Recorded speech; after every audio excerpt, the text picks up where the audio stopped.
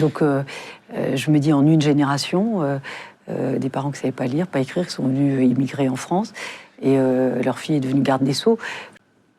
D'abord, cette nomination, moi j'ai pensé à mes parents, d'entendre résonner le nom de mon père dans la cour de l'Élysée, c'est très fort.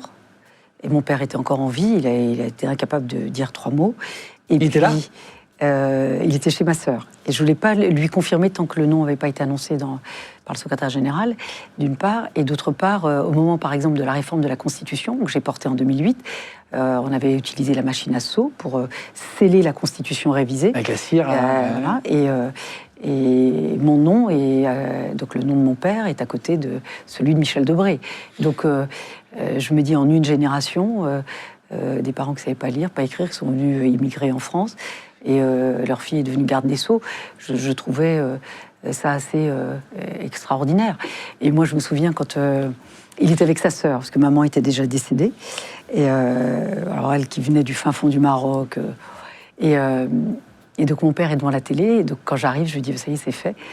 Et il me regarde, il dit pas un mot, et ma tante qui dit, enfin, je vois pas ce que ça apporte d'être mis à la justice.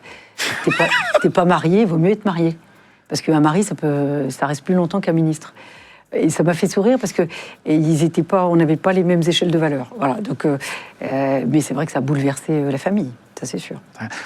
Votre mère vous a pas vu du coup Non.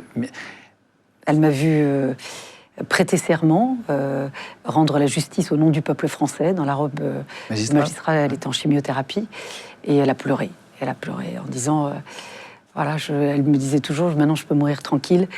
Voilà, tu es arrivé à quelque chose qui me touche au plus haut point.